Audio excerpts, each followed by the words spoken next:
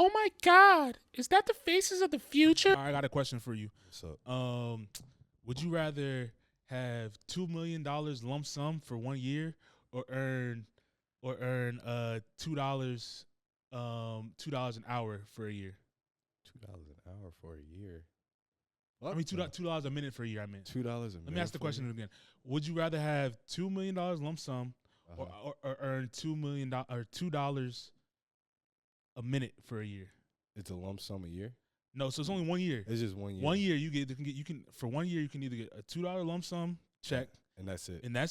or you earn for 1 year you earn $2 a minute for a year. Which one would you rather take? That's hard, bro. I have to calculate the 2 minutes because it's like if you get in 2 minutes, oh my God, I don't know. It is hard. That's a really difficult. You got to calculate how many minutes you working. Yeah, but I'm saying no. It's $2 a minute. It's not no set limits. It's $2 a minute for a year. So like a minute for the whole day. Like you get $2 hitting your account. $2 hitting your account. Like every minute you just see that ding ding ding ding ding.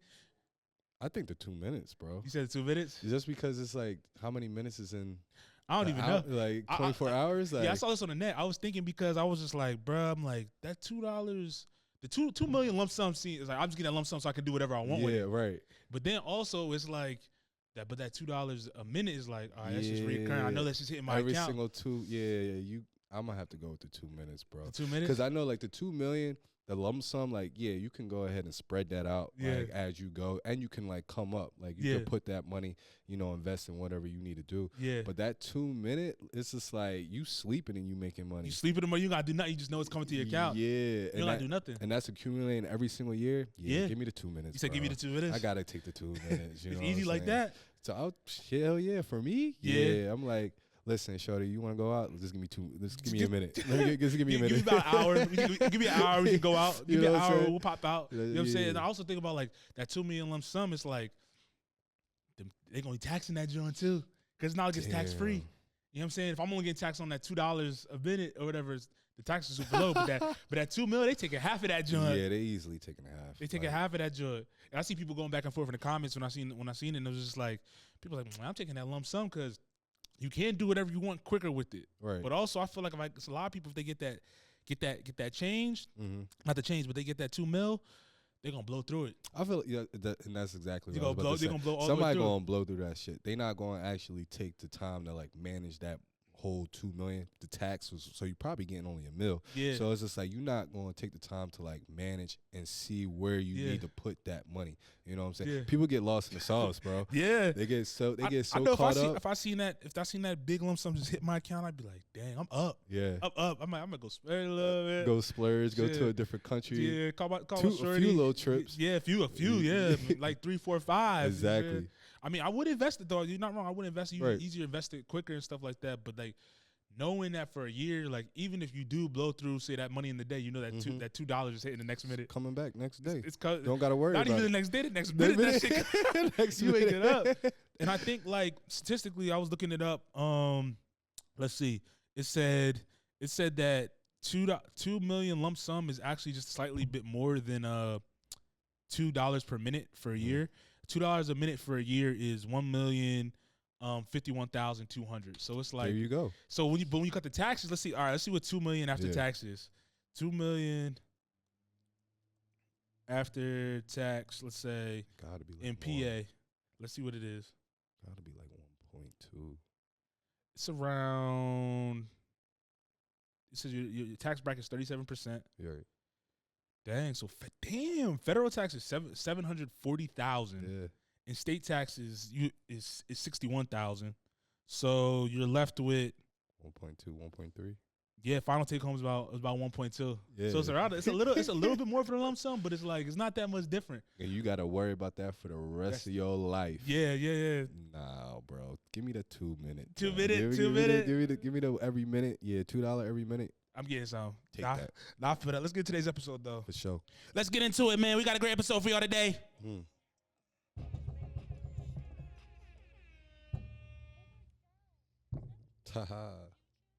Welcome to episode 205 of the Faces of the Future podcast. It's your boy Myles. It's your boy Shrani. What's good, man? What's good? Rockets away today, but how you doing today, bro? I'm doing good, man. I mean, the weather is a little, different. The weather gloomy. It is gloomy. I mean, I like the rain, every once in a while, but like, it was cold. I don't know. It was cold. And today I had like stuff to do. Yeah. Mom's hit me up talking about, like, I need you to do something. Like, yeah. You messing up my whole schedule, my whole plan. That's the worst when you have a day set and then like someone hits you up to do something, like not necessarily like out of the blue, but you gotta take care of. You can't say no to that person, right. Unless your parents or whatever. It's Bro, like, God. What it is about parents though, because my parents be doing the same thing. They'll hit you up like last minute. Can you come do this for me or whatever it is? Like they be forgetting you got your own day to day that you doing. Had my whole entire day planned. You know what I'm saying? Like come in here, go ahead, do X, Y, and Z, study. You know what I'm saying? Because I got the big test coming up on Wednesday. So like my whole entire day was just like scheduled like. Which is crazy because it never happens like that. Right. You know what I'm saying? Like some days it's just like you just gotta go on the whim. But today I had everything planned, everything scheduled. And as I'm about to like head out to like meet you, hey, sweetheart, I need you to go ahead and do something. I gotta work a double, I got all this stuff to do. You mind if you can do this later today? I'm like, I guess that's how it is. Because you never gonna say no. You can't. We never gonna say no. You can't say no. Say no so to mom and pops can't say no at all. Oh, bro. So it's I don't know what it is. I think it's just like a mutual respect of your family always, your mom and pops always being there for you. You know what I'm saying? When you was a young boy, or even like throughout the hard times, like they was always there. So it's just like it's almost like you just got to go ahead, swallow that pill, and like basically reciprocate the same energy that they did like when you was like in trouble or had like something that you couldn't possibly do at that moment. So that's really what it is. You feel me? But I be in the same predicament too, because my pops is the one that does that. He'll be like, yo, I'm in the city, let's go. I gotta go do this. Come help me. I'd be like, yo, I'm in the middle of something right now. Like, give me an hour. He's like, I gotta do it right now, whatever it is. Or it's like, you just tell me like at least an hour or two in advance so I can like maneuver shit around. Yeah. That's my biggest thing. Yeah. But he never does it. Especially when it's like when you have plans with other people and you already set in stone, like and you never want to go back on there where like, yo, bro, I'm sorry, but I can't pull up tonight. Or it's like I can't pull up. I'm not gonna be there for another hour or two and they waiting around for you, whatever it is. Exactly. That happens all the time. But parents, same time we be on our own time, they be on their own time too. For sure. But this weather, bro. I thought the weather was about to be warm, man. I thought it was about to be. It's supposed to be spring. It's like we got that. We got that stretch of like 4 or 5 days with like 70, even 80. Yeah. And now it's like it was cold, bro. Like there's snowflakes falling out earlier. It was snowing. I don't know if it was snow or just flurries, but it was so crazy. cold. Like the water. I mean, the rain was coming down, but it wasn't hitting like rain. Right. It was more so just like flurries. I'm like. I had doubles like, is it snowing outside, bro? In April, bro? I'm like, come on, man. It's like, April showers, I guess it's it's coming true. You know what I'm saying? Everything is trying to bloom. It's kind of wild because I remember when I graduated, which was like around like May or so, it snowed, dog. Yeah. It was like May 20th. You talking about for Rhode Island? When I was in Rhode Island, it snowed like for like a good 3-4 hours. Cold as shit. It was like in the 30s. I'm like, yo, I don't know what's going on, but I don't know. It's just the weather, feeling a little bit different. That's how it was when I was in Colorado too. Mm-hmm. Colorado, like the weather used to be crazy because we were like, Colorado's the mountains. Where my school was, it was like the desert, bro. Not literal desert, but it kind of pretty much was the desert. Like it was the valley desert. So it was like it would be hot one day and the next day it'd be snowing and like the snow would come in like you said May. Mm-hmm. June sometimes like we catch it. I'm like, what is going on, bro? It don't make no sense. You know what I'm saying? And then one day it'll just be scorching hot. Yep. But it's like, yo, weather, make up your mind, bro. But I'm ready for that. I went to the pizza shop by the crib the other day, and I was just the pizza lady. She sees me all the time because I'm in there on the regular. Like I go get me a slice or two. She's like, "How your day going?" I'm like, "It's good, but I just need the weather to turn." She's like, "I need the weather to turn, but I don't want it to be too hot. I don't want it to be too hot." But I can only imagine like when it's super hot and they about working on the grill and shit like that, they probably be burning up in that joint. I already know they be stressing, bro. Yeah. That's when your whole entire mentality, you like, fuck it. Yeah, your mood change. You don't even care about getting dressed no more. It's just like, you man. start treating people different. You don't know like what your mood is. People be asking you like, hey, you okay? It's just like, no. Yeah, what is it about the heat that makes people like act different? What you think? Well, I'm gonna experience it this summer because that's it's what I'm saying. The police force, it's gonna be a whole lot of wild stuff going on. But like, I don't know. I think it's just like how do you explain it? I think you just get irritated because it's so hot and it's so warm, and you don't really got like many places to like take shade. Yeah. And it's just like it's either you take shade outside or you just stay your ass inside. Yeah, that's what I was gonna ask. Like, because you said I'll get to your test in a minute, but like when it comes to the heat, like you in that gear, you running around in that full gear in the heat, just like in the city gets way like it'll be 90 degrees to feel like 110, 120 because there's no like getting heat off the buildings, you getting heat off the street, whatever it may be, the concrete. Yep. You know what I'm saying? It's like, are you ready for that? No. You said nah. I was about to lie, be like, yeah, I be but walking like, around angry in the heat, bro. Bro, like I don't. It's like because we wear black pants. We got the light blue shirts, which we actually will be changing into our short sleeves soon. Yeah. But then like you said, you got all this gear. You probably got like 30 pounds of gear on. So like whatever your weight is from there, just add 30 extra to that. And then you gotta like just deal with people on a constant basis. You gotta not allow your personality to kind of get in tune with whatever people are saying or people are doing. You kind of have to be like very, very calm. So and it could be stressful, bro, because it's like all you want to do is just like do the job and get back home safely. Like that's the main goal. So it's just like this summer. It's gonna be a different change. I'm definitely gonna have to change. I'm gonna be like, yo, what do you guys call your bosses? Like lieutenant or something? Lieutenant. It's either lieutenant or sergeants. Yo, mostly lieutenant. Sergeants, give me the night shift. I need to be outside when the sun is down. I need to be outside when the sun is down. Because it's like, I mean, except for the weekends. Let me be outside. You know what I'm saying? Let me get my day done. Whatever it is. Bro, I don't got no say in all that. Yeah, bro. I know. It's too early for that. I got no say. When do y'all be switching over to like? Do y'all have set dates for you to switch to the short sleeves versus the long sleeves? Yeah, so there's like a directive that basically tells us like when we have to switch from long sleeve and short sleeve. But a lot of the times the commissioner, he'll go ahead and like change it depending on how the weather is. Yeah. You know what I'm saying? So like I know like last year, we was in short sleeves till about like late October because it was still warm outside. You know what I'm saying? Once it really like got cold, chilly, that's when he was just like, all right, come back to class, in your long sleeves. And then we'll go forward from there. This like right now because it's still like a little chilly and it's like raining a lot. We still in long sleeves until further notice, bro. I know if I be, I was just thinking like if I was a cop, it is like they never changed the initiative. Like say it got real hot, it's one of the days. It's like come on, commission changes. Not yet. Yeah, not yet. It's crazy because like even for the people that got like tattoos, you know what I'm saying? Like it depends on like what type of tattoo you have. Oh like, really? I didn't know that was like a thing. I thought you were allowed to have tattoos. So you're allowed to have tattoos. It just can't be how do I want to say? It can't be discriminative to like the police force. So if it's like some wild stuff where you got like any type of gang affiliated or something that isn't in terms with the police, they'll be like, yo, listen, like I need you to cover that up. So you gotta wear the long sleeve? So you might have to wear the long sleeve all summer, Hell nah, I'd be hot, bro. I'd be hot. Like we was at the academy, because a lot of people they got tattoos on their necks, tattoos on like the back of their ears and stuff like that. And it became a problem to like people outside of the academy, and they was just like, yeah, why these people got like tattoos? They, they not covered, this, that, and the third. So they put in the directives like, yeah, you gotta like cover it up with makeup, you gotta cover it up with like some type of bandana or something because they ain't want to see that. So.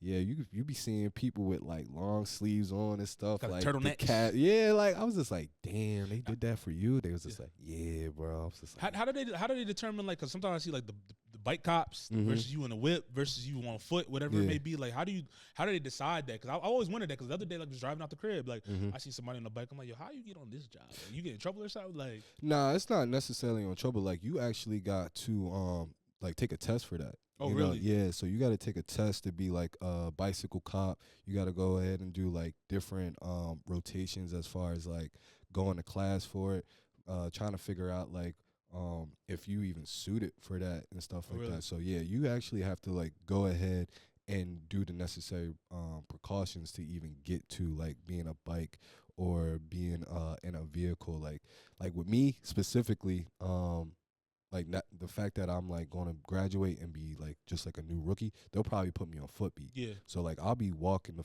the streets and stuff like that. And if there's anytime there's like a problem or an issue, I gotta call a squad car. Like, yo, let me get a squad car over here. I get bored as hell walking the streets. Yo, I'd be like, what am I like? There's nothing going on. Like, what if there's like nothing going on? Obviously, it's a city, so shit's gonna pop off. Shit's gonna pop off for sure. But like it's one of them slow days. And it's not you know some cops they could just post up in a whip like chill whatever it may be like park up for a minute. But like if you on the foot beat like it's like you just doing laps. They told us they was just like you got to get real familiar. Like we was talking on our last pod, like getting familiar with the community because if you got store owners that you pop up in a store. Say hi to them, ask them about their day, what they got going on. If they see anything crazy, just let them know.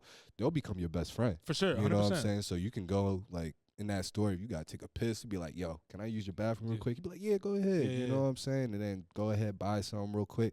That's how you kind of be friends with people. So if it's hot as hell outside and you need some shade, yo, listen, yo, Poppy, let me get like a water, let me get some food real quick. Let me just stand here for like 15, 20 minutes like to let shit cool down for a little bit. So that's kind of how the whole footbeat situation will work if you, as far as in the sense like sitting in the car and stuff like that. That's how that works. Nah, for sure. Though and the last question I had is just about just like the police joining. Remember when you went viral for dancing?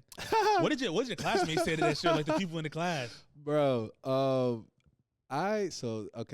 To start off, that happened at the the parade. That happened at the Eagles parade. Everybody went home that night. Everything was chill. Right. Literally, I woke up probably at like 6 something in the morning because the parade was on a Saturday. So I woke up regular time, 6:30. I got a flood of messages, and I'm like, bro, it's 6:30. Like, why am I getting posters on IG? Why am I getting posted in the group chat? You know what I'm saying, at the academy. Even like few friends like back up in Rhode Island and like all over the place, they was hitting me up. I was like, what the fuck's going on? And I checked, and it's me. I'm like, oh no. He said, no. I said, they caught me in 4K, bro. Everybody was just like, yo, this is Lane. Like, oh shit, Lane really got the move. They said he really got the move. He really be outside. He really that guy. I was just like, bro, chill. I'm really trying to keep a short profile. Yo, one caption said, yo, when he trying to hit the folks, but you on duty, that shit had me holler. Bro, like, I already knew what it was. I'm like, damn, if they saw it, I already know the people at the academy, like the inspectors, like all the sergeants, the lieutenants. Next day, what's up, stinky leg? I'm like, no. He said stinky leg. That's funny as hell. It was just like, he was like, all right, I see you. You kind of got some dance moves. He was just like, I was just like, sir, you gotta understand. I was just sir, you gotta understand. I was just like, I didn't want to go too crazy, but like music playing, like it's hard. Standing there for a minute. Bro, we was standing there for like 8 hours. Yeah, you know what I'm saying, and that doesn't even like include the time that we had to get there before. We got there at like 5:30 in the morning, bro, and then didn't leave till 6. So you really there for like 12 hours, like trying to patrol people, trying to make sure like everybody is cool, because there was 1.8 million people on the streets. Yeah, you know, I was thinking about what if it was all right, stinky leg, do that stinky leg now in front of everybody, the whole class. It's so funny. Play that major patience and do that. Because it's so funny because like a few sergeants, they was just like.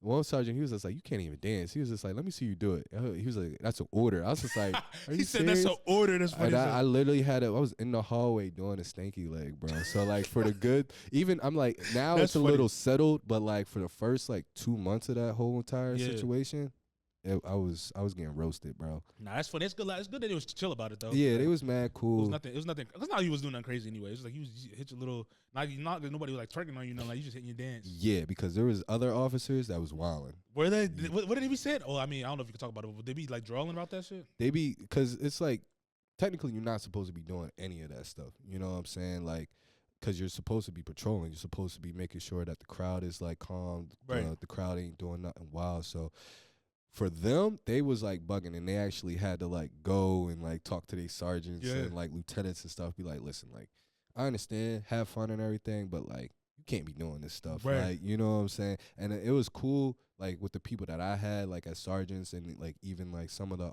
higher ups, because they was just like, yo, we want you to have fun. We want you to integrate with the crowd. Just like be mindful of where you at and who you are. So there was a few people in there that was like very respectful and understood that we here for like hours. And this is like kind of, I won't say it's like once in a lifetime opportunity, because I feel like the Eagles are going back to the Super Bowl. We gonna see about that, John. You know what I'm saying? So, but like Detroit get healthy. Yeah, but this is like not every once in a while you gonna like be in that type of atmosphere where there's a lot of people that are all on the same level, just like trying to celebrate and like be in tune with like the Eagles and stuff like that. So yeah, because I was even thinking like what I guess the worst part of like what type of duty would be the worst as like a cop, and I was thinking like, yo, wait, are the ticket people is this still the same? Are this the officers considered the people that just write the tickets on the cars and stuff and shit like that? Are they totally different, something different? You talking about like when you park somewhere, like PPA? Yeah. Nah, that's a completely different entity, bro. See. I was about to be like, I would not want to do that. That is not something for me. That's not something for me either, because they take their job way too serious. Yeah. Like it's like, come on now. But the one lady, I was in the coffee shop, bro. She was sitting there. She's on her little lunch break. Mm-hmm. She's like, I'm on my lunch break. So anybody got their car? And this is your time to move now. She's chilling us. She's super chill. She's like, because my partner, they're not gonna be as easy on it. And he's like, he's about to come around in probably about 10 minutes. Yep. So everybody ran out, looked out, make sure their cars was in the wrong spot, whatever it was. Yeah. But she was super chill. So you get catch some people that are super chill. You got other people that just take their job way too serious. Like I remember one time, because me and the city, we got a little beef when it comes to tickets. Yeah, same. I'm pulling out the joint, you still writing me up, and then also like the app, the parking app, like sometimes that joint don't be working. Right. Like I got to, I'll show him. He's like, oh, it's too late, it's not registered. You gotta go dispute him. Like, bro, I'm not even. I'm not gonna dispute. I'm gonna have to pay it anyway at the end of the day, because it takes more effort to go dispute it, go to the courthouse than does just pay the 30, 35 or whatever. Yeah, it does take time. I'll tell people, our listeners, like if you ever do get a ticket and you feel like you're not at fault, like I personally would go and try to dispute it, because 9 times out of 10 they're going to go ahead and drop the whole entire ticket. You know what I'm saying? You might it's really a win-lose situation, but like to pay the ticket, especially if you're like a habitual offender, like to be getting tickets, like I would always try to like go to step. And that really is all in case if like you really care about like either paying a ticket to paying the 36 or whatever, however much it is, or just like not wanting to be in that position where you got to continuously pay tickets. Yeah, because even like with what I realize is that cities, they care about the bread for the tickets, but at the end of the day, they're not, because at the end of the day, like it's like, if they catch you, they're just gonna boot your shit and make you pay it regardless. Can't get your car back, so then they're gonna get their bread one way or another. So it's like you gotta dip and dodge. Yep. You say park them joints in garages.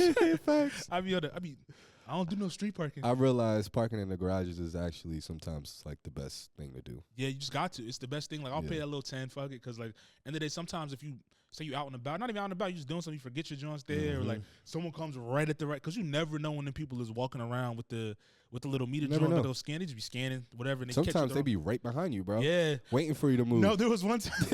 You know the meme when the bull is sitting in the dark with like the cigarette lit, like the little chunk, like the cartoon. He's like sitting there, or it's like Peter Griffin sitting there with the cigarette. Like I remember one time I got in the car, I looked behind me, and like there was like a block away at the corner. He was just standing there, like just waiting for me to get out the way. Waiting for you. Yeah, so I just circled the block, did a little lap, and he ran up right behind me. I'm like, yo, I paid my joint, right? He's like, yeah, I was just checking. I'm like, you saw me pay the meter. You saw me pay the meter. You still gonna go up behind my joint and try to ring my joint up? It's they be doing the most, bro. Because they have to meet quotas, I think. I want to say they do. Because think about it, if you one of those, what's it called, PPA, right? Mm-hmm. If you one of those people just walking around all day not getting no people written up, it's probably like, what are you doing? Like, what are you doing on your? You gotta at least get like one. Shift? You know what I'm saying? At least one. Which I feel like in Philly, you're definitely gonna get at least one, bro. Yeah. Like people just either don't care, because one, they got a nice car, so they be like, fuck it, I can pay $36. Or they just like are just not mindful that they have to repurchase their whole entire like space at that time. And one thing about signs be confusing, bro. Yo, Philadelphia, fix your signs, bro. The signs be confusing. Y'all gotta fix your signs on where you could park, how long you could park, because there be certain situations where it's just like you be in like limbo because you don't know what. The sign will be tilted halfway. You know how the arrow, let's say you can't park here, but the arrow's pointing both ways, and it's like the sign's tilted. It's like, all right, can I park in this joint or can I not park in this joint? And you park there and you come back to tickets like, yo, I thought it said, or have the sign that said can't park here, but then above it will say like, oh, between this hour and this hour, something like that. It'd be so confusing. It is the most excruciating situation to be in, because it's like you go in there, you pay for it, you be like, yeah, I'm good. Yeah. Now I'm about to go get some food. I'm about to go get my hair cut. Yo. You come back, ticket on your goddamn window shit. Like, you serious? I'm like, are you serious? But I know there's a couple spots in the city that like we know, like when we go out certain times at night, we know exactly where to park, like in that area, like. where we know we're not gonna get ticketed. There's other spots, but sometimes it just be confusing as hell. Yep. But they do got to get better. For sure. You know what I'm saying? Philly and in New York, I don't park. I go park. When I'm in New York, I park in the garage, bro. Don't even get me started with New York. New York's treacherous. New York's definitely treacherous. I don't got too many tickets up in that joint. But it is what it is. They got to make their money. But let's get into today's Monday Rundown news. This is a solid slate of news that happened over this past week. Where should I start? Let's start with Luka's return to Dallas. This report comes from ESPN. It says Lakers Luka Doncic wipes away tears, then whips Mavs in return. It says tears welled in Luka Doncic's eyes as he buried his head in the towel Wednesday night as he was back in the building. As he from the home that he called home for 6.5 years before he was traded. In the world his whole world turned upside down, returning to play for the Dallas Mavericks for the first time as a member of the Los Angeles Lakers. Doncic was honored by his former franchise with a lengthy tribute video during player introductions as the video board flashed an amazing array of basketball highlights. And then Luka went on to just murk them. Like, went crazy, did his thing on the court. I don't know if you call it the highlights of the game. I know you're a Lakers fan. I've seen that game. So you watched it. So, one, how do you think Luka felt like coming back to Dallas, going to a place that he never wanted to leave? So I feel like he had a lot of emotions. I mean, the him crying and like in the towel was like the first thing that I saw. Cause like for me, I knew that he never wanted to leave Dallas. You know what I'm saying? Yeah. He had a really good connection with Mark Cuban, right? Yeah, Mark Cuban. So he had a really good connection with him. And Jason Kidd. The Jason Kidd. I mean, Dirk, being that he was, he got some stocks into the Mavs as well. It's just like, I know that man, he wanted his legacy to be at Dallas and Dallas only. So I can understand that you put 6 years? 6.5 years. 6 years with the Dallas Mavs. You got them to the finals. Yep. You know what I'm saying? Which was like the biggest thing with me as well, was because it's like, this man got you to the finals with people that he didn't really have like a second or third star if other than Kyrie. You know what I'm saying? But like a lot of the NBA, you got the big three, and it's just like he only did it with him, Kai, Washington, and then the two bigs. Yep. The two young bigs at that. So it was just like, the way I was seeing, I was just like, bro, y'all got a team that could get y'all to the finals in the West at that. You know what I'm saying? Because the West is really difficult to like even surpass the first round. So it's just like seeing the fact that they let my mans go. It was hard. It was heartbreaking, but I was happy as shit at the same time because he went to the Lakers. So I was just like, I mean, for me, happy. Yeah. You know what I'm saying? The bull is Luka. He's what, 25, 26. Yeah. So it's like he still has some time to like progress and do his thing. Going to the Mavs, I knew he was gonna cook. Yeah, he had to cook.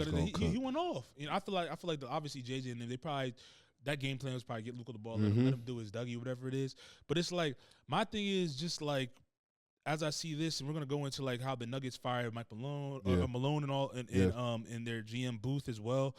Just the lack of loyalty in the NBA. Like, you, especially like when you have a franchise player like Luka Doncic, who's, like you said, done everything possible for a franchise in his 5 years. Like, you took your first 5 years, you take your team to a championship series or whatever, and then you trade him away. You feel me? That's crazy. There's no loyalty. So it's like, and they always want to get on the players for jumping around and whatever it is. But when you have like players like Luka that want to stay with a franchise and build with a franchise, then the front office just says, "Fuck it, we're trading you away." It's like, why would teams want to stay loyal to these organizations at the end of the day? But I mean, it's super emotional. I mean, if you're a player, if you're in Luka's shoes, like, how would you feel going back to a place like that? Would you have, I guess, more love in your heart for the organization, or is it more so love for the fans, or are you just, all right, I want to get my lick back on them? It's a mixture of both. I feel like, one, the organization, and only the people in the organization that actually wanted me to stay there. You know what I'm saying? Like the Mark Cubans, the Dirk, the Jason Kidds, like those people, like, I got mad love for you because, one, y'all wanted me to still be a Maverick. You wanted me to, continue to establish a championship team there. So yeah, I got mad respect for y'all, the fans as well. You know what I'm saying? Because I never seen anybody take off their Luka jersey, burn it. You know what I'm saying? I didn't see that. You know what I'm saying? I saw a lot of praise. So I got I would like me if I was in Luka's situation. Yeah, I got mad praise for the people that wanted me there. But at the same time, I gotta give you 40, 50 points. Like, give me the rock. Let me go off. Let me basically put it in y'all like hearts that like this is what y'all missing out. Like, y'all messed up real big. So I think it was credit to the Lakers for feeding Luka the ball as much as they possibly could, and Luka was going to do his thing, like because Luka's not a selfish player at all. You know what I'm saying? So he was going to give everybody buckets. You know, I don't know if he got a triple double that game. I forget what the stats were, but because I knew he was giving off crazy passes. I'm like, this dude is on. And berserk. And I don't get why. I still to this day don't get why the Mavs did that, bro. Because I don't know if it was because he was up for a max coming up or something like that, or if that was the case, or new contract. But like, because the Mavs, like right now, the Mavs, they're in 10th. It says they're in 10th place right now, so they're gonna probably be in like the playing game, before the playoffs or whatever it is. But it's like it's not like your team was doing like bad. It wasn't. You still had Kyrie there. You had him there. You maybe missing like one piece or whatever, like another, like you said, a big man or something like that to like offset them to really compete. Because you know, like in the league nowadays, you gotta have you have your top two guys. You need that third guy that to really like offset everything to make you go. Yep. But I don't know. It makes no sense to me. Like when it comes to that, like the league's been shaking up over the last few weeks. It's been very, sticking with the Mavericks situation. Like it was just like you said, it was clueless. Like I didn't really get the gist. Like okay, you keep Kyrie, you get AD, but like AD is like in his 30s now. Yeah. And then I forget who else did they get out of that trade. Oh my God! I'll pull up the roster. Who else did they get out of that trade? Oh, the point guard, the sophomore. I forget what his last name is, but they got, excuse me, they got them two, and it was just like the trade just didn't make any sense. Like you traded a future Hall of Famer for somebody that he's AD might be a Hall of Famer going forward. But AD is definitely be a Hall of Famer. But at the same time, it's just like AD is pro injured. You know what I'm saying? Like injury prone for sure, and does really hasn't like produced the same amount of numbers that he was back in the day, if you ask me. And this is coming from somebody that was actually playing with the Lakers at that time. Like he's just not consistent. He's not. Like when he's on the court, he's not one of the best players in the world. You know, but he has to be on the court to make that happen. You feel me? And he's not on the court like that. I mean, their roster right now, they got obviously PJ Washington's there. They got Kyrie Irving. They got Anthony Davis. They have what's his name? Derek Lively's there. Caleb Martin. They got to me an okay roster. It's not there's not too much depth for me, but it's like it's not enough for me. It's not enough to it's not enough for me to give Luka. It's not if you're trying to compete for championships, you're not getting a championship with this team. Not even coming close. Not in the West at all. I mean, I don't know, but that brings me to a team that is actually competing every year, every year for a title, which is the Denver Nuggets, bro. It's like they just fired Mike Malone, which I don't get. I don't get. He won y'all a chip. He won y'all a chip. So I looked at that on IG. I was like, huh? And they're fourth in the West. Oh my God! I think he might be in like he might have been in like year like 8 or 9 or something. They're close, something like that. He's been there for a little minute. But that took me by surprise. That's put in the chat. I was just like, yo, someone make this make sense. It made no sense at all to me. Like, and everybody in the news was like, this comes as a shock. Like everybody thinks that they're about to like dismember the Nuggets for whatever reason. Yeah, and that's what it seems like, because it's like you give away the general, the one who's basically putting the team together, who is making this team could possibly go to the finals once again, and you just go ahead and ship them off like somewhere else. Like it's like why? And that's one thing about the NBA that I never understood, is just like they don't really give like specific reasons on why they're giving up their main guy. Like I feel like somebody like Malone, who do they got 2 chips? They have 1. They just won, right? They have 1. But they went to the finals like twice. I believe so. Yeah. So it's or just the like, conference finals at least. Yeah, and they have a roster, bro. Yeah, in the last 5 years, you have like progressively been winning games, been number 1 seed, or in the playoffs several times. So it's just like, what in your right mind made you decide like, yeah, we're just gonna fire Malone mid-season, not even mid-season because it's damn near close to the playoffs coming up soon. It's close. It's not even. So it's just like next month, month, right? Yeah, next playoffs month. is here. Playoffs is here. is like and next you month. sitting in the thick of things. Like you sitting here, like I said, at a 4 seed. So it's not like it's not like you're not contending or nothing like that. You sitting here at a 4 seed with a legit chance to go to the finals if you guys make a run in the playoffs. Exactly. You know, in the playoffs, anything can really happen. Anything. It's about matchups at the end of the day. It's really about matchups. You know what I'm saying? In your roster, you got Jamal Murray, who's 28. You have Michael Porter Jr., who's 26. You have the Joker, who just turned 30. You got your Aaron Gordon's 29, so it's like your nucleus is solid, bro. It's like your nucleus is still got at least like 4 years of just like playing high tier basketball. Yeah. You know what I'm saying? And I don't know if it was like it can't be money because your coach is leaving. Right. Like, I mean, who do you think they were going to replace him with? I have no idea. Like, I didn't even get that far. I'm still shocked in the fact that they did this at like last minute, right before the playoffs was about to start. You don't do that. Yeah, and some of the reports I was reading some reports. They were saying that that there was a lot of like the culture there was divided.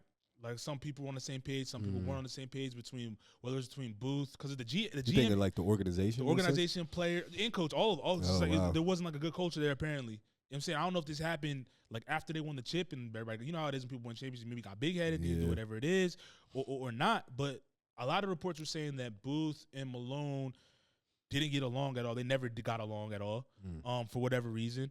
But then also there's reports saying like people were saying that because Booth didn't, the GM or whatever, didn't make a lot of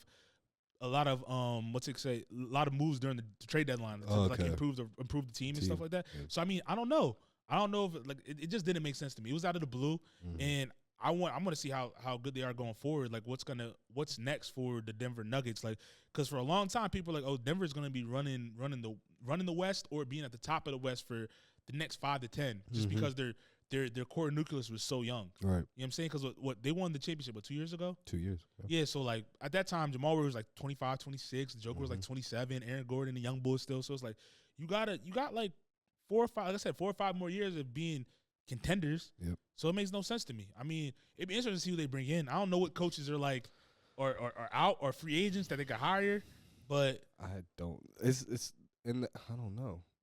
They know more than me. Let's put it that way. Clearly, they know more than me. I don't know who you hire last minute to coach a team that already has like their own type of way of doing things, as well as the organization.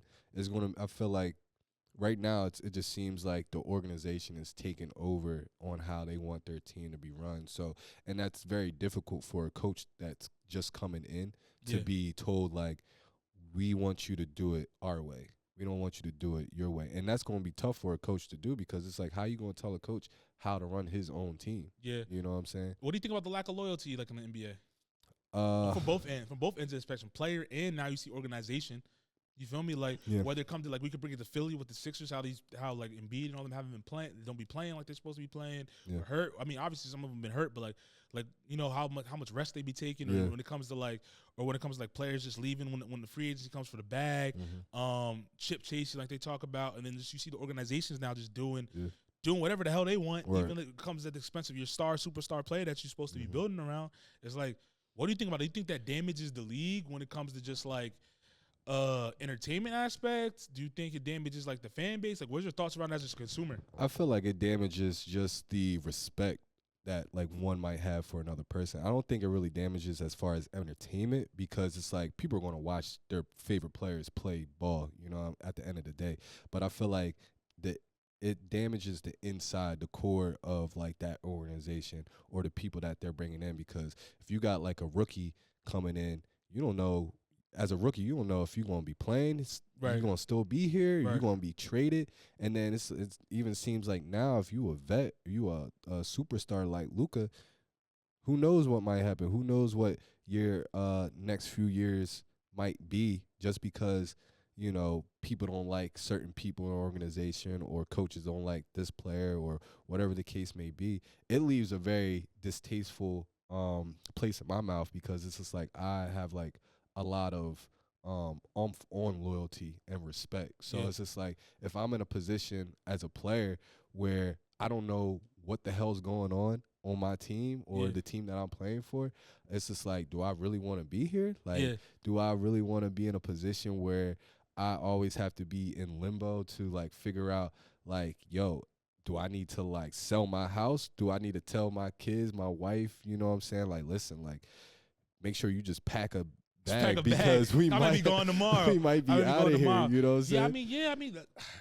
I don't know. I'm always a fan of, like, I think it when it comes to the entertainment aspect, I think it does take a little bit from the entertainment aspect because it's like even like when we was coming up, like the early 2000s era, even like the 2010s, it was all about like the rivalry. Like there's no real rivalries anymore in NBA, in my opinion, because players all over the place. It's just a rivalry between logos at this point. Not even logos. Like I feel like there's not even. Because who is like the Boston Celtics? Like who are the Lakers? Yeah, who are they? Because like think about like when LeBron and the Celtics was going at it with each other, or LeBron and the Heat are going at each other. It's like not LeBron and the Heat, but like the Celtics and the Heat were going at each other. It's like, yo, you know that Paul Pierce, KG, Ray Allen, Rondo, they coming to stop this man that's in Cleveland or whatever. They're trying to dethrone this. Or you had the Spurs. That Spurs had a big three with like Tony Parker and Manu Ginobili and Tim Duncan. They run in the West against like Shaq and Kobe and all that type of stuff. So like when the Kings and the Lakers had a rivalry, like, you don't see that no more. Nope. It's feel like it's all individualistic, and it's like that's why I said I think it takes away from the entertainment. And I think like I have to look up the information, but I was reading like a report or something of that nature. There's like the numbers are down in terms of like viewership as of what it like used to be when it comes to the NBA. And it's like, I don't know. I think like the landscape of the game is just different. And something I was watching a Jaylen Brown interview when he was on Gillian Wallow's podcast, $1 Million with the Game, and they were talking about like where the entertainment aspect comes from for the fans. And he said it's all about betting now. So it's like people really don't have loyalty to organizations, it's about the players. Right. You feel me? So it's like that makes a lot of sense. Yeah. So it's like the landscape of the game and what people go to watch the game for is not even necessarily for the rivalries anymore. To see who's making me money tonight? Who's losing me money tonight? You know what I'm saying? Who can I put my money on? Who can I put my money on? Like he was explaining, it's like, yo, I could have the best night. We could have won the game, but people are blowing my lineup, DMing me saying you just lost me $1 million, F you, whatever it is, cursing them out. I was like, yo, I just gave you 26 and 5 just because I didn't get an extra rebound. You cussing me out now, cursing me out now. That's just crazy. That is crazy. And we got the W. And so it's like what are we doing here? Right. At the end of this, I mean, I don't know. That's the aspect of the game that I kind of, because I used to be like a diehard NBA fan. Like I could tell you all the statistics, but it's like I just really don't watch it as much as I used to. I mean, that plays a part in like obviously being older and like being busy, but at the same time, it's like I used to want to watch like on Christmas, like even like this past Christmas, whatever. I don't think we watched hoops. Like I don't think I did. Yeah, and that used to be a thing. Like Christmas Day, you know, you got the rivalries coming on. Whether, like I said, whether it been like the Lakers versus somebody or Bron versus somebody or whoever it may be, right? I don't have that. It don't have that same effect no more. I feel you. Like I don't even play 2K no more. Like it got to that point. It's like I can't play 2K. I don't understand. I mean, that's the aspect of the game I do really miss. I mean, because like at least like with football, like you still there's individual like identities, but like the logos actually still matter. Like no matter who's on the Cowboys or Eagles, it's still a rivalry. Right. You feel me? Yeah. No matter who's on like Buffalo and whoever plays, it's still a rivalry. You know what I'm saying? Like, but you don't really got that in the NBA no more. Nah, that's a true statement. I feel that. But we'll see. The next thing as we stick on the NBA before we shift over to some college stuff, Ja Morant, man, he's back in the news. It says Ja Morant is criticized by Kenny and Charles for his grenade celebration. Yeah. This report comes from Yahoo Sports. It says Memphis Grizzlies star Ja Morant is committed to his new grenade celebration. Morant continued to use this gesture Thursday, which receives criticism from NBA on TV crew. It said Charles and Kenny Smith took to Morant to task for the celebration, in which Morant mimed a tossing grenade into the crowd after hitting a three against the Timberwolves. As the Timberwolves routed the Grizzlies. It says Smith was the most critical, saying Morant should leave celebrations where people might die alone. And Barkley called the celebration immature.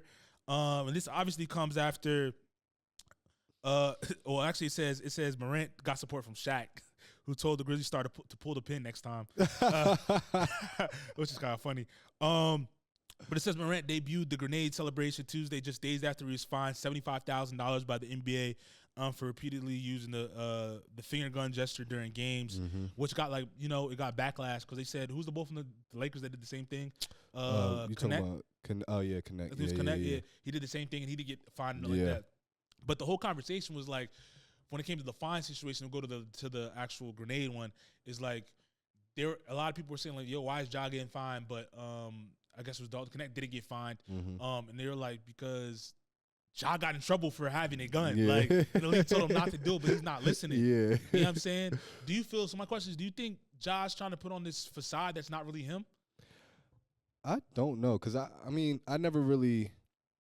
really know the background of Ja and his whole entire like growing up and like where he came from and stuff. Like I know a little bit, but nothing too crazy where like I know like his childhood or his lifestyle. You know what I'm saying? But the reports came out. They said he went to prep school. He didn't really do nothing like that type of thing. So this. Yeah, like that was the whole thing. It's so like this boy is like Clarence from 8 Mile. Basically. That's what they're saying.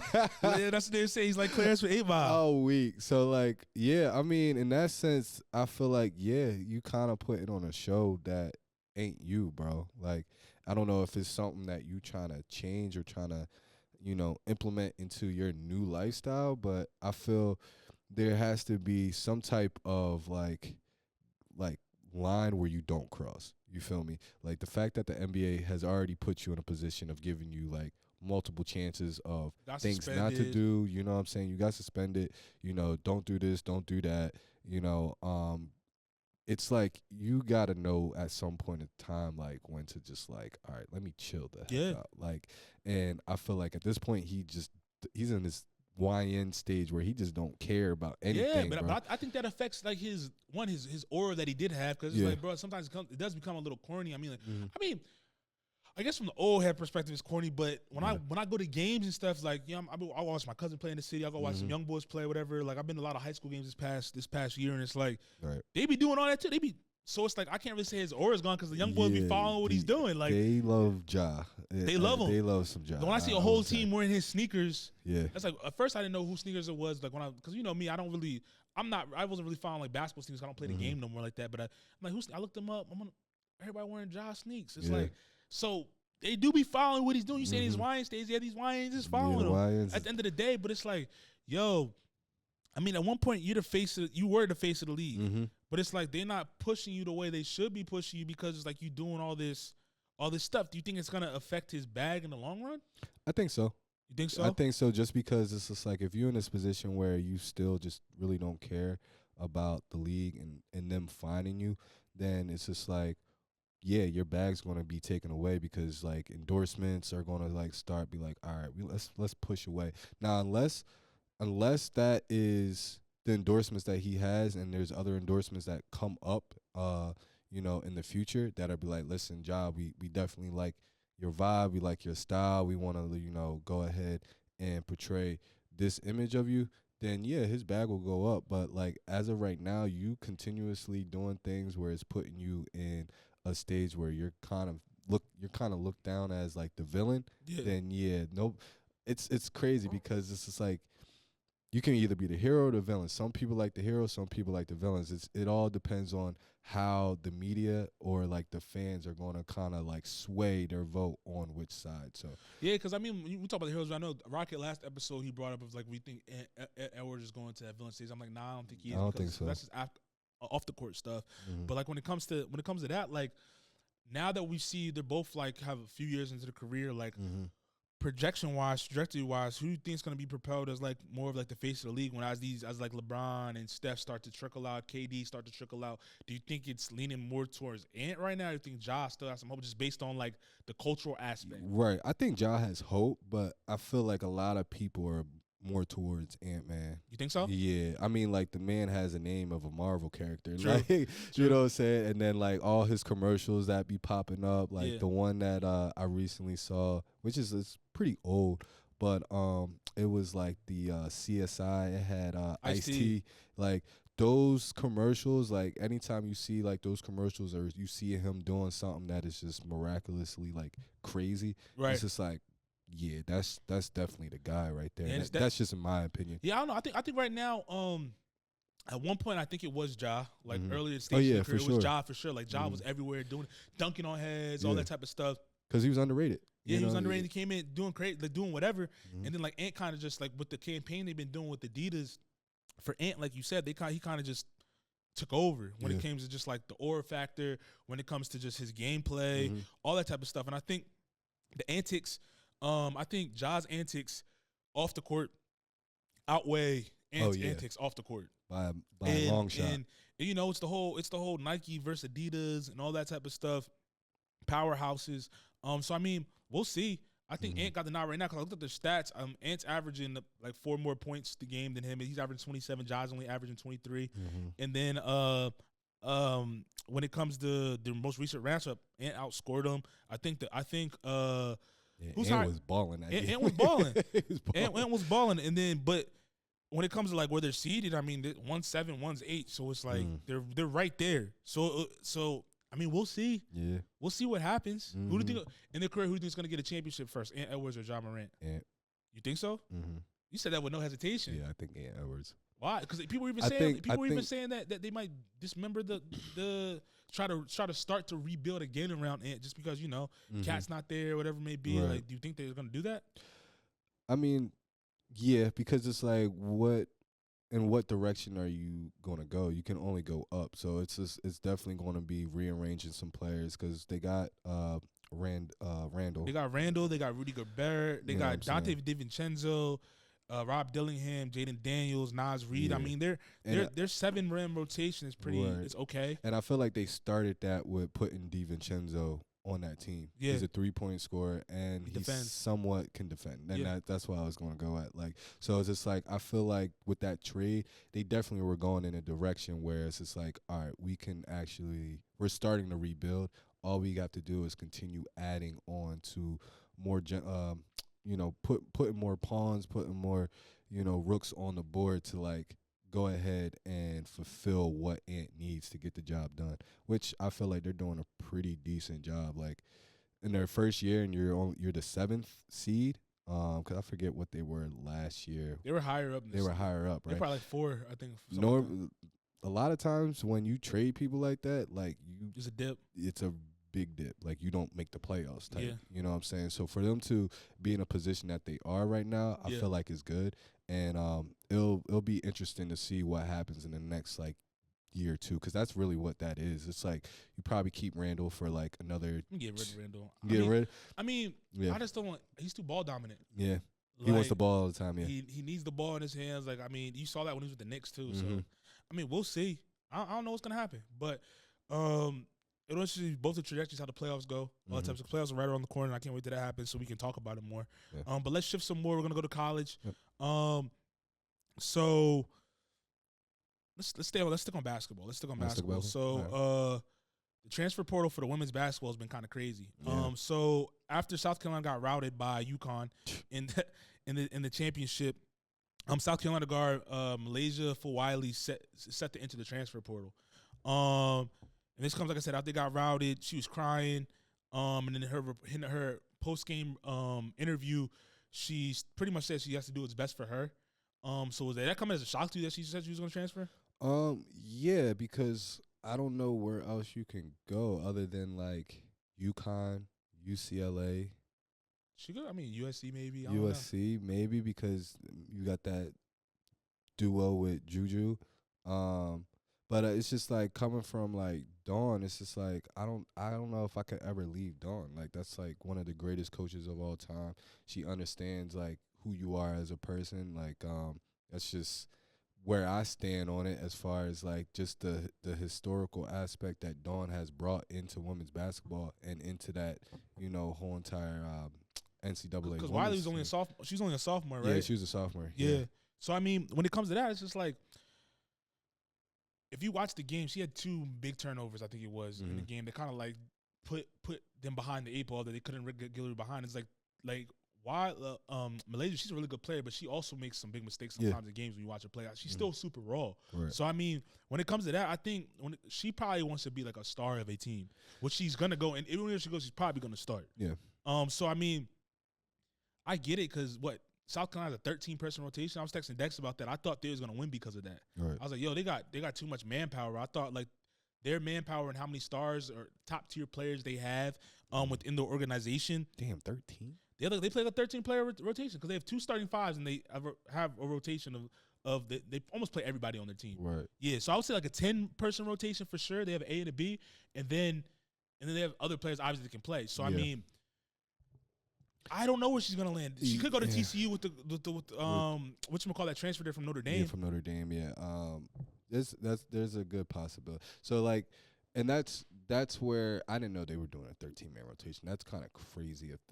Like that's really wild. So I can. Got stars on the bench. Yeah, that are playing half the time that they would any other program. So I get when she made that comment saying like she has to do what's best for her, mostly because she wants to get more minutes. She wants to be on the court. She probably doesn't feel tired, going up and down the floor. So it's just like, yeah, as a point guard and somebody that is of high star status, yeah, leaving Dawn to, be on a team that absolutely needs you on the floor, like nonstop, putting in like anywhere from like 30 to, what do? They do 10 minutes, so like 30 to 40 minutes, like basically playing a full game. Yeah, I feel her on that. Like you gotta go ahead and do. It'd be crazy. What if Gino picked her up? If Gino, they're going to the chip again, bro. If Gino picks her up, because they got the one girl, Sarah, their big girl, that's their center. She's a generational like a center. Like she's talented as hell. She put up 24 points that game. Yeah, I know. And yo, I gotta give. Yo, I take back everything I said about AZ Fudd. I was about to say you gotta. I gotta. Yo, you balled. I gave you some slack episode. AZ Fudd, you lived up to the hype that you came into your career with. Facts. I know you had some knee problems and all that type of stuff. I know your career wasn't what it was like hyped up to be or what it was expected just based on your trajectory out of college. You're still gonna go to the W, obviously, but it's like you came out the gate swinging. Yeah, somebody probably went ahead and showed her the clip of you talking shit because she went off. She went off. Like, she had 24 too. Yeah, she was cooking. Yeah, she was cooking. 24. I think somewhere like around 5 and 5, somewhere close to it. Yeah. Yeah, she was balling. She did her thing. I mean, it'll be interesting to see what happens with the women's college basketball because there's gonna be a lot of shakeup. You feel me? Like Notre Dame, their whole program's kind of like not even blow up. But only it's like, 2 people stayed. Yeah. The Joan Hidalgo from Hidalgo had to say apparently she's the reason everybody left. Yeah. Oh shit. Yeah, because I was talking about this in the barbershop. We were talking about this about like how she put up something about just like gay relationships and stuff like that. Like there's a lot of women that are that play that hoop that are what I'm saying, in the community and all that, and like they didn't like that. So that was like a confrontation. Like these are rumors, obviously, but like other stuff that was going on, and then she had come out and put up a post saying she wasn't. Hidalgo didn't realize like so many people were paying attention to like what she posted on her socials. In my head, it's like, yo, you're a star of a Division I program. Come on now, national player of the year candidate type player. And it's like you knew what you were doing.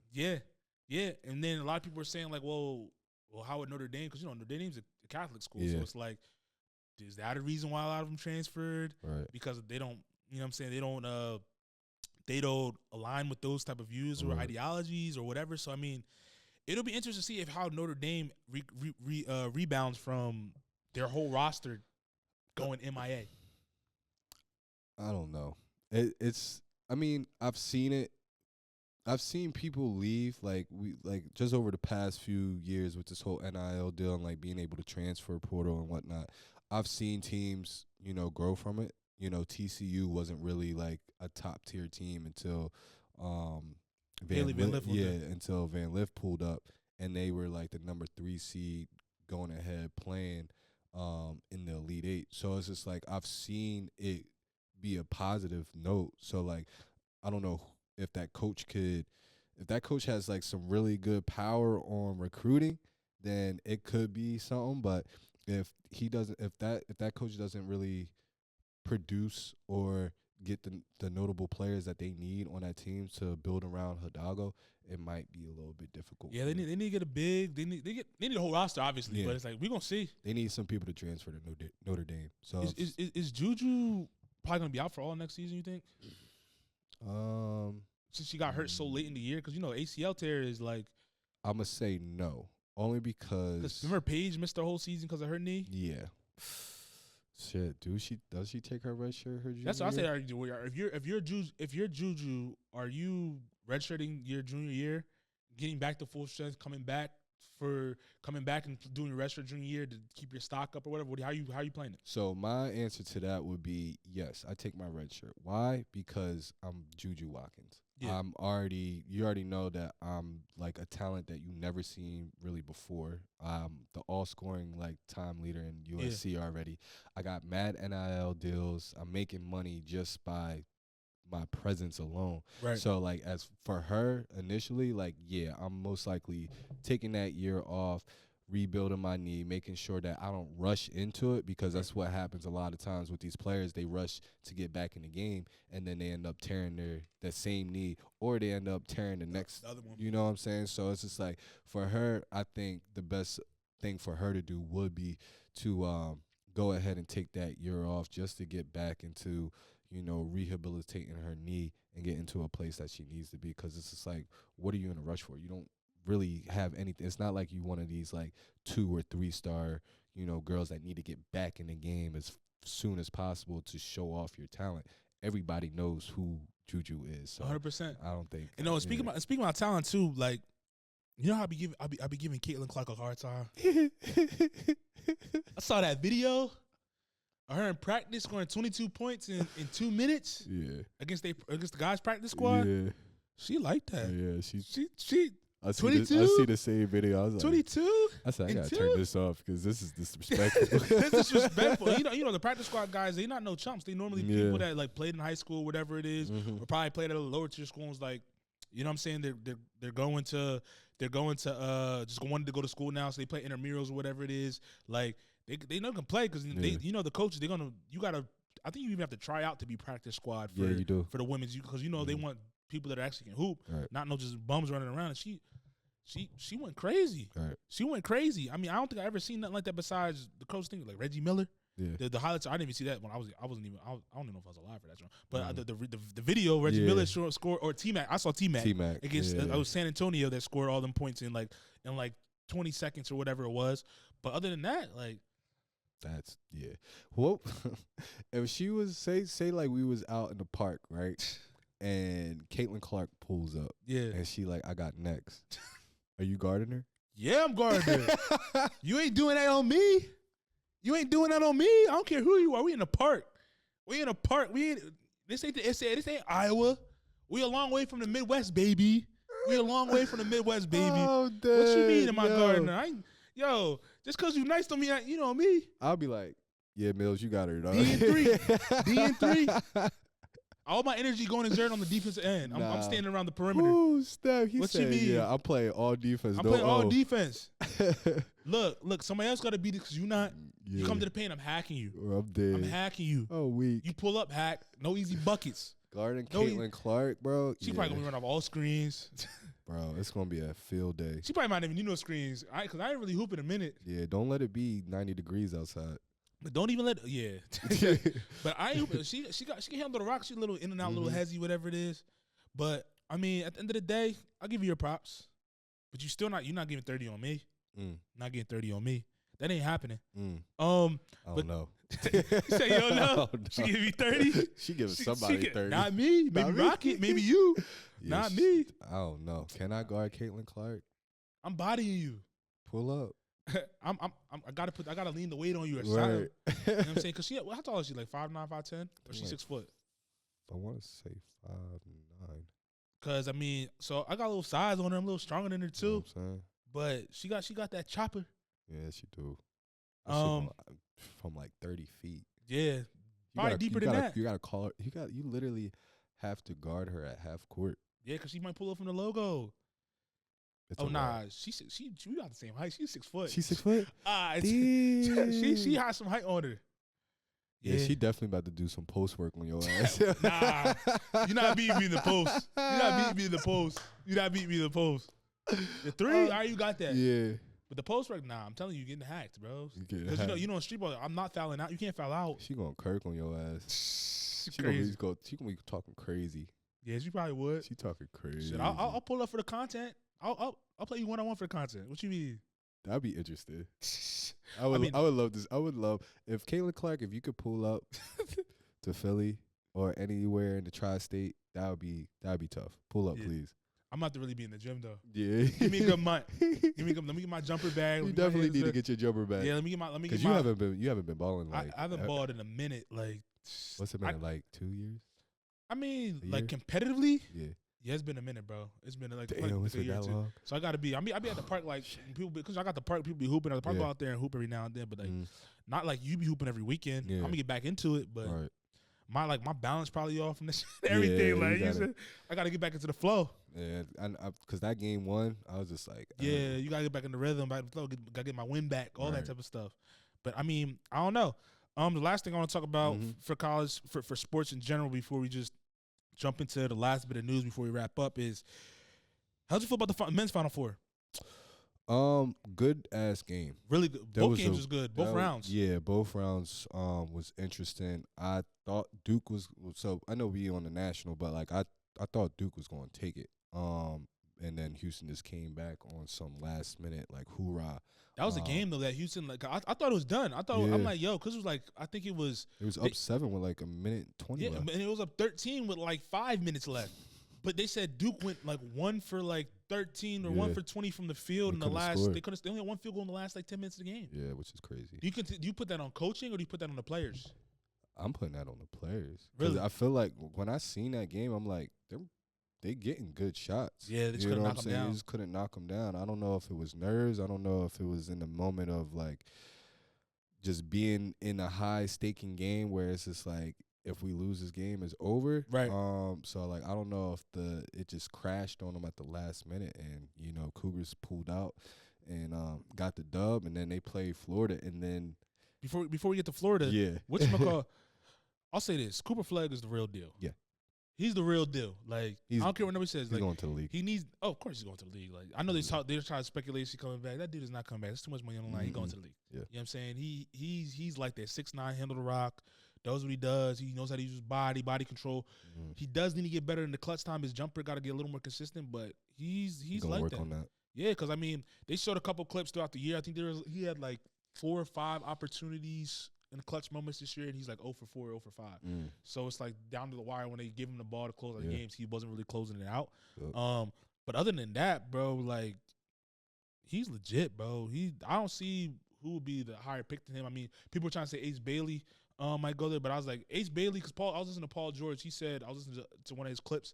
He was saying like Ace Bailey has the higher ceiling in terms of because he's still raw compared to Cooper. Cooper's game's more way more athleticism.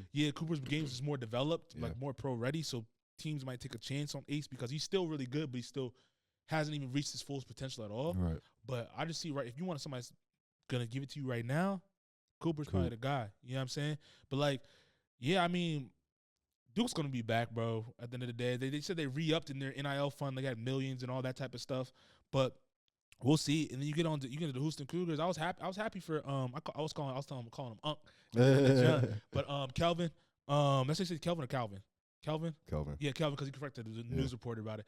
Him and the Cougars, man, they did what they had to do. I mean, he built that program up from scratch. You feel me? Like they're gonna be competing every year. They have some old heads on the team now, but I think the game is going back to that. Like when it comes to the NCAA and like the one and dones, I think.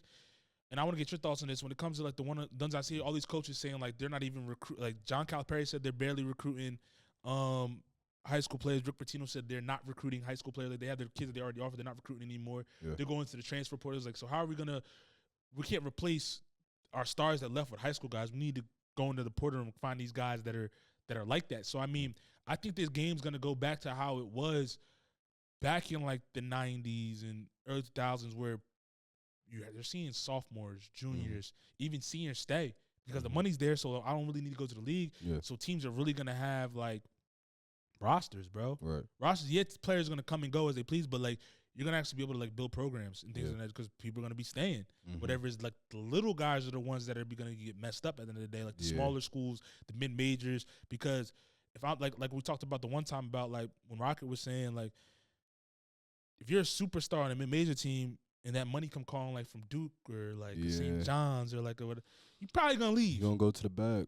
So I mean, I think it's good and bad for the game. Like it's good for the game because guys are gonna stay a lot longer, unless you're like a Cooper Flag or whatever. You want that NBA money, and that's just your goal.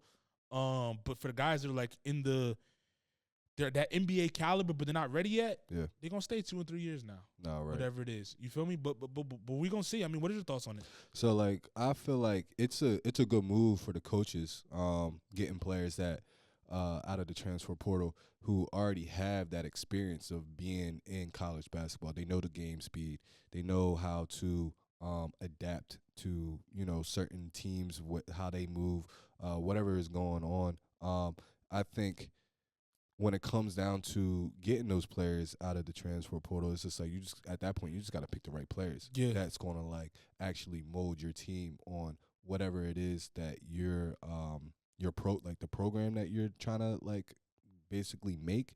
And if they kind of cooperate with the way you want to do things, I think that's the only back flaw on it is like trying to figure out what players can actually work with your team.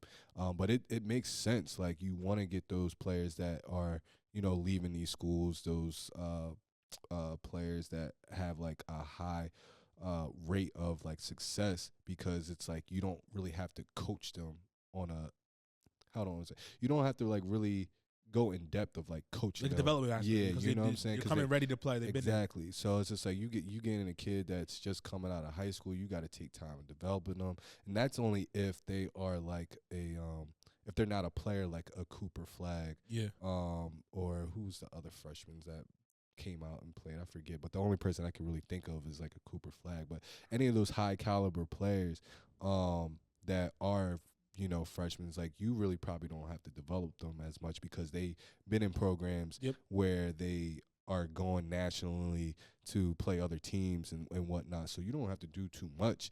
As far as like the mid-major teams, like you were saying, like if you're a high star and you're getting paid millions to go to Duke or to go to Houston, Florida, whatever the case may be, it sucks for the mid-major teams. But I feel like with the mid-major teams, it also could be an asset because now you are getting those players that are coming from the high school teams that are, maybe getting overlooked because they don't got no like the Houstons and the Dukes don't really need you at that time. So it's just you look at the high school stars. So it's just like, all right, let me just go ahead, get the high school stars. Let me build my team from there. Let me build my Fab Five. You know what I'm saying? Like, so it's like it's almost a win-win situation for like a lot of these mid-major teams. Like, all right, you want to go there? I respect it. Do what you got to do.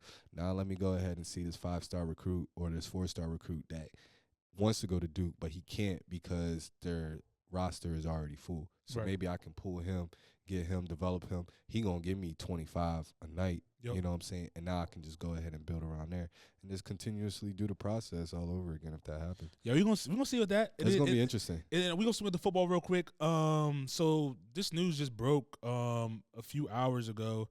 I mean, Nico Iamaleava, I think that's how you pronounce it. Iamaleava.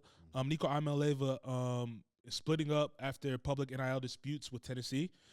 He's one of the top-rated quarterbacks in the NCAA. So it says Tennessee quarterback has submitted the paperwork to enter the transfer portal and is not expected to return to Tennessee. Two people briefed on the situation told The Athletic on Saturday. The people spoke on the condition of because volunteers coach. What's it say? People spoke on the condition. It said Coach Josh Heupel was planning to address the situation during post-spring game news conference later Saturday. The news comes after attempts to renegotiate his NIL went public, creating what essentially became an NFL-style holdout. Iamaleava, that's how you say it, right? Iamaleava, who helped lead Tennessee to the college football playoff last year as a redshirt freshman, missed practice and team meetings on Friday. And the Vols spring game is on Saturday. We're recording today, so it will be today by the time this comes out. So there's been no response from him or his team immediately. So I just want to get your thoughts on that. Just based on where do you think he's gonna? This is like major news. This is like if like crazy. This is like one of the star quarterbacks in the NFL held out and then left right before the season about to start, or whatever. Maybe it's like this is becoming like the league now. It really is. That's why I'm like he held out. Like, he held out. Yo, that's kind of scary. It said he was set to make $2.2 million this year. It said he was seeking $4 million, but that's why he was holding out. He wanted $4 million from Tennessee. I mean, I guess. I mean, if you're a freshman, you took your team to the playoff as a quarterback.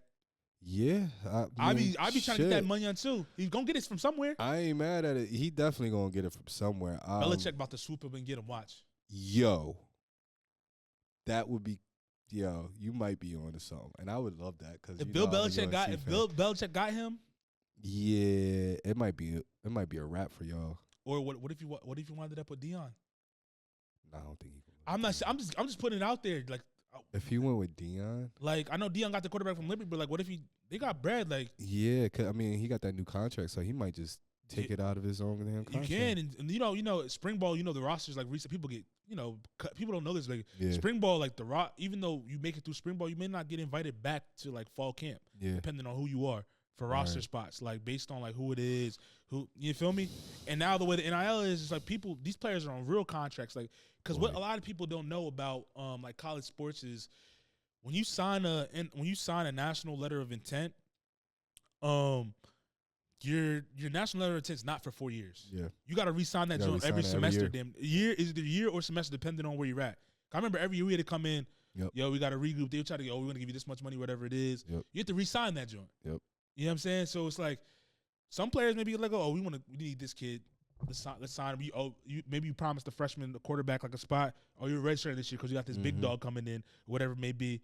Like, so it'll be interesting to see where he lands. Does he go to like a USC with like a Lincoln Riley, a quarterback coach? Does he land somewhere like where he knows he's gonna play, get developed, and go to the league? Like, there's a lot of places where he can go. There's a lot of places that he can go, and it's going to be trouble for a lot of those teams that have to defensively guard this man because Tennessee, personally, to me, I feel like was the best fit for him.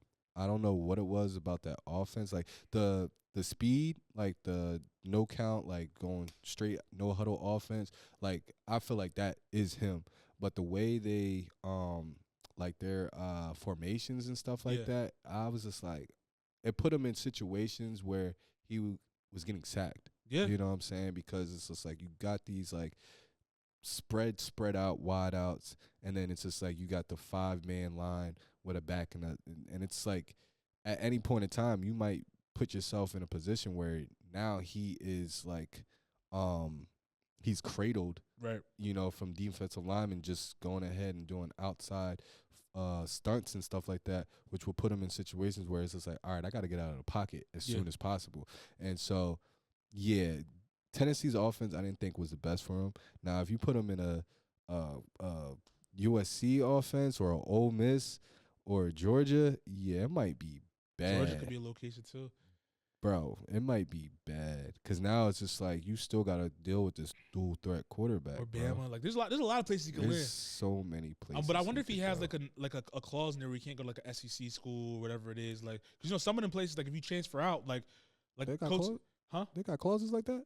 I mean, if you sign $1 million deals, they probably do have clauses in that. You think about it, the NIL changes everything because like I know even without the clauses, like. When you wanted to transfer, coaches would release you, but they wouldn't release you to your division or your conference or whatever. That's true. You know what I'm saying? Like with players transfer, there'll be a lot of like they'll release you to everybody else, but you can't go to a team in our conference. That'd be interesting. You know what I'm saying? So it'll be interesting to see where he lands. Like, yeah. I mean, shoot. Shout out to Nico, man. I hope whatever choice you make, man. Whatever Tennessee did, you fumbled a bag. Yeah. You fumbled because. I would have gave him that $4 million. I mean, y'all got scorched by Ohio State, but I'm still giving him that bag. Ohio State, but we'll see. I don't know. But the last thing I want to talk about before we this is outside of sports. Last thing I want to talk about, then we'll close out. It says NYC helicopter that plunged into Hudson River had mechanical issues months before the fatal wreck. This says the New York City helicopter that crashed into the Hudson River had a mechanical issue months before it broke apart midair and killed all 6 on board, including the family of tourists visiting from Spain. It says the aircraft owned and operated by New York Helicopter experienced a mechanical issue with its transmission assembly last September, according to the Federal Aviation Administration data. Records show the doomed chopper was built in 2004 and already logged over 12,000 hours of flight time when it was forced into repair. An investigation is underway to determine what caused the aircraft to drop out of the sky and plunge into the river. The probe will comb through the pilot's experience, the still incomplete wreckage, and the Big Apple company that runs the sightseeing tours. So, I mean, did you see that footage? I seen the footage. Did it look like the propeller came off or something? broke off. Like it was like one piece by the second piece, and then it just went straight. And then when you see it like in close up, you see there's no propellers on the helicopter. Yeah, that's wild. That's well, what's up with all this aviation stuff? I don't know. Are people keep skipping steps? I think it's they skipping steps for money, bro, for profit. They not really caring about people's safety. They not really caring about the fact that the product needs to be completely stable before you actually put it out on the market. And that's what basically happened in this situation. That's a 20-year-old helicopter too. So I mean, because you said 12,000 hours. 12,000 hours. That's a lot of. That's a lot of hours since 2004. Yeah, because think about it, 12,000 hours is like it's a New York City tour zone. So it's not even flying. Like the tour's probably not that long. It's probably like maybe like 30 minutes to 40 minutes, depending on how long you're doing, whatever it is. And like 12,000 hours, that's a lot of hours. That's 12,000 trips, damn near. Or if it's only 30 minutes to 40 minutes, that's like double the trip. So it's like, bro, that's crazy. That's scary, bro. That's it's almost like our cars. Like, just like you have a car that's in 2004 and you still have it till this day, 2000. Be breaking down. 2025. Your car has over 100, possibly 200,000 miles on your vehicle. It's time to get a new car, bro. Yeah. You can't, you can go ahead and fix it, this, that, and the third. You could probably get to A and B, but, like, not take a trip all the way to California in it. You feel me? You tripping. And that's basically this situation right here. It's just like you're dealing with a craft that's in the air. It's not like you're on the road and you can push on the brake and, like, go ahead and go to the side of the road. Like, nah, you have nowhere to go. Right. You know what I'm saying? Other than down. Right. So it's just like, mad prayers to the families. Think about they were on vacation, bro. Yeah, and I think he was like a CEO or something like that. Yeah, they were on vacation bro. That's scary, bro.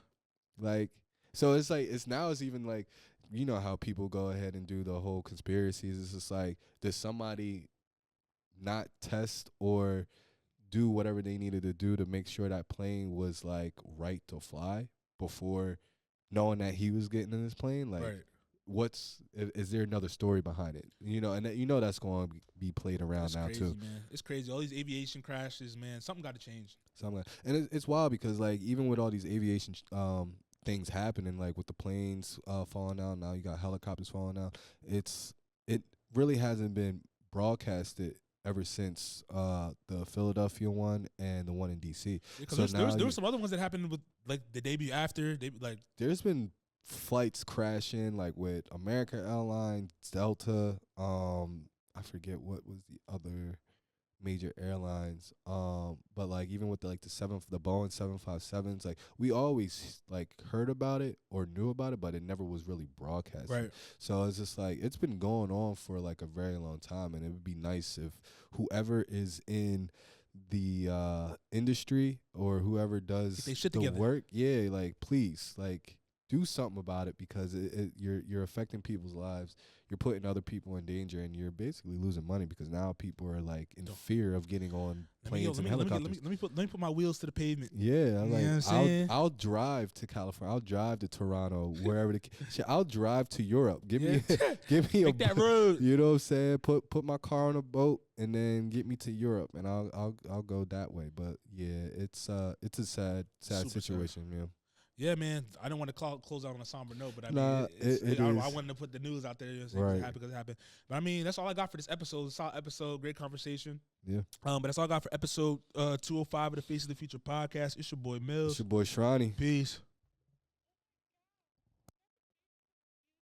Oh my God, is that the Faces of the Future?